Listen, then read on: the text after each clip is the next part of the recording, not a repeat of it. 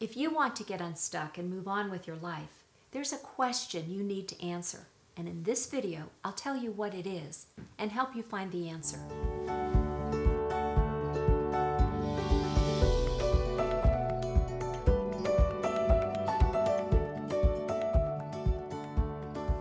When I was a little girl and did something naughty, my mother would look at me and ask, "Who do you think you are, young lady?"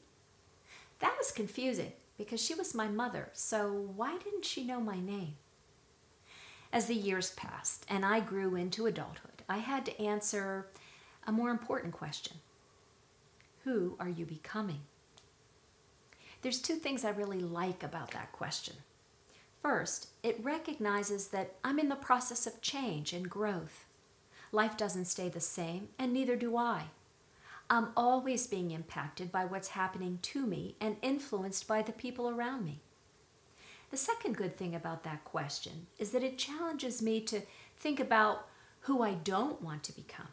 One thing I know for sure is I don't want to become a boring, fearful, negative old woman.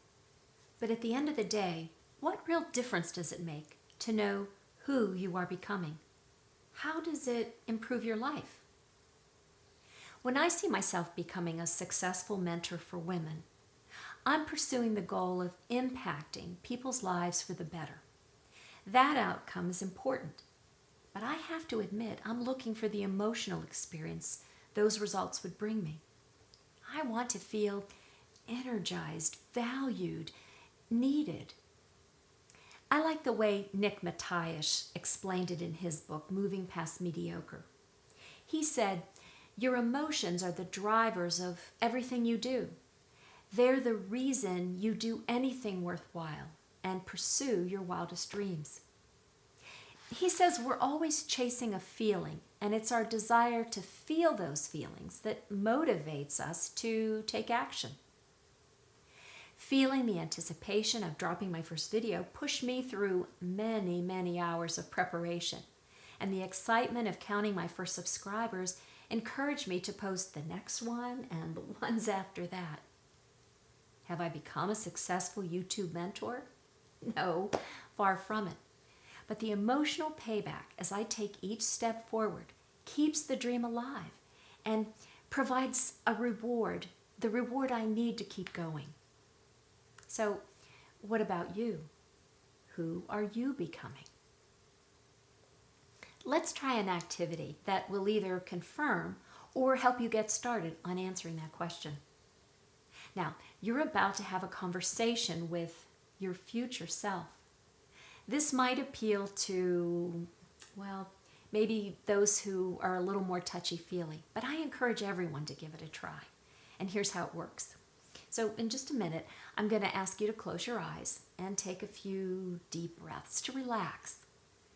And then, for about the next 2 to 3 minutes, you'll have the opportunity to get acquainted with your future self. You in the future, the person you're becoming now. In that time, I'll ask you some questions, and you'll answer either out loud or quietly in your mind. And you can pause the video at any point if you want to make a note of something that you want to remember. So sit back and get comfortable. You can adjust where you're sitting, how you're sitting. And close your eyes and take a few deep breaths.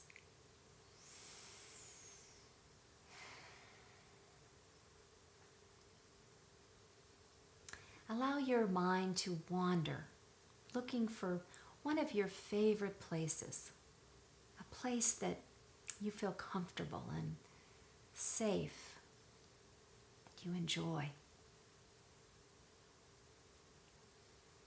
Just pause for a moment and take it all in. Look around this favorite place of yours. You may be alone, or there may be other people. What do you notice about this place? What do you love about it? Breathe in and just take in how it makes you feel to be here.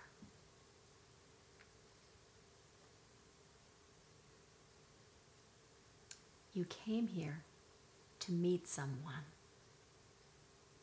You're searching for the person you've been longing to be, the person you were created to be. Now, if your mind wanders, that's okay. Just bring yourself back to this special place and look around. Take your time. Soon you'll notice someone and you'll recognize her. You know this is you in the future. And as you watch your future self, you listen to the way she talks, what she's doing, who she's interacting with. What are you noticing? Just take a deep breath and enjoy watching your future self. Now it's time to approach your future self, or maybe she comes to talk to you. You start up a conversation. Maybe it's over a cup of coffee or simply walking together. What does she sound like? What does she look like? Now take a deep breath, and there's some questions you want to ask her. Ask them now. What are you curious to know?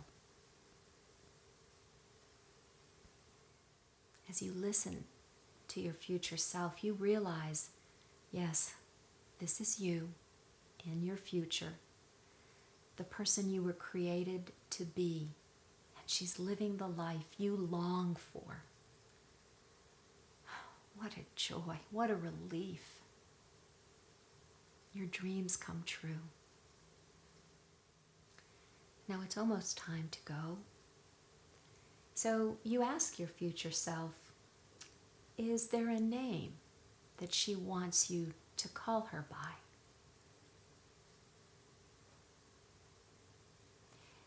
Ask her if there's anything else that she wants you to know.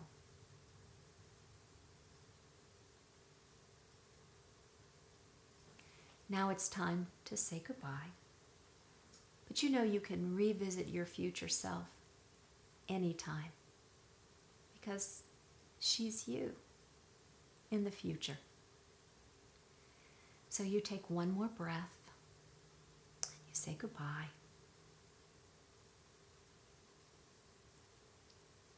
and you do what you need to do to make your exit and come back to the room where you are right now.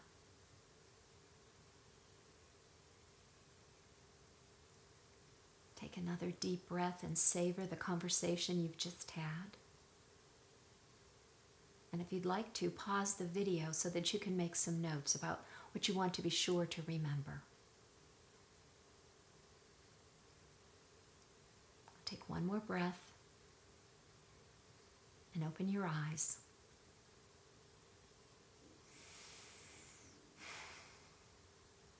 Welcome back. I wish I could be there with you right now to hear all about your visit with your future self. What was that experience like for you? Some people get totally into it. Others struggle and their minds wander and it just feels like a weird exercise. That's okay. That's normal too. You can try again. Listen at a time when there's fewer distractions, or maybe you'll feel more comfortable to listen again now that you know what this future self stuff's all about. What did you notice about your future self? What emotions got stirred up when you talked to her? Excitement, happiness, fear, hope? Guess what? That's all part of who you are becoming. Did your future self say she could answer every question and solve every problem along the way? Of course not. She was learning. Did she have 100% confidence all the time? I bet she said she was growing. You see, As you step into who you've been yearning to be, the what, how, when, where, they all get figured out. Think about it this way. We go through all kinds of transitions in life. Being a student and entering the work world, being single to getting married, being childless to becoming a parent. You started these new roles before you knew exactly what to do or how to do it. It's really the same thing here. You decide who you want to be, and then you start acting as if that's who you already are.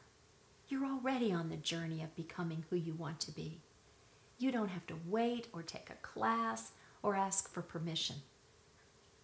There you have it. It's really that simple.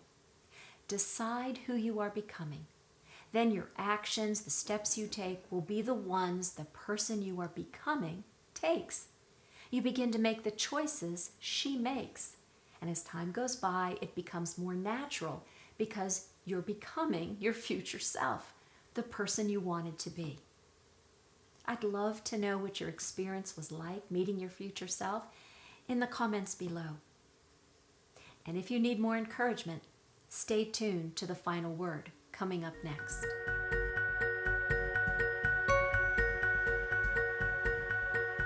I've been thinking about something and I'm feeling kind of puzzled. Where did I get the idea that I can't have the life I want until I have all the answers and can do everything perfectly? I could read every self-help book, take every class, listen to the latest podcasts and YouTube videos, and I still won't know it all. I won't be prepared for everything. So what if I decide to let go of who I used to be and act as if I'm already living that new life?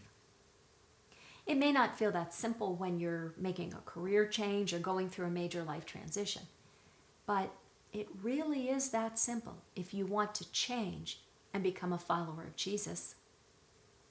Jesus said you don't have to wait or beg for a clean slate or the right opportunity or the perfect time. No matter where you come from or what you've done, God is always ready to give you a fresh start, to create something entirely new and unique in you. He's ready for you to become the person you've been created to be. It's a promise God made when he said, anyone who belongs to Christ has become a new person. The old life is gone, a new life has begun. Now, he's willing, but you have to decide whether you want a new life, to belong to Christ and be identified as a follower of Jesus. That decision involves agreeing to put God before your own desires, opinions, and habits. It means what he thinks about you is more important than what anyone else thinks about you, even yourself. You'll fight against acting in ways that are against his directions for your life. And when temptations come, you don't give in to them. And if you don't have the willpower to do that, you'll ask for his help. You can dream about what a new career, a great marriage and family, a beautiful home, or financial security would mean to you. What does a new identity as a follower of Jesus mean to you? In other words, putting it kind of crudely, what's in it for you? People who follow Jesus believe that when we die, life isn't over.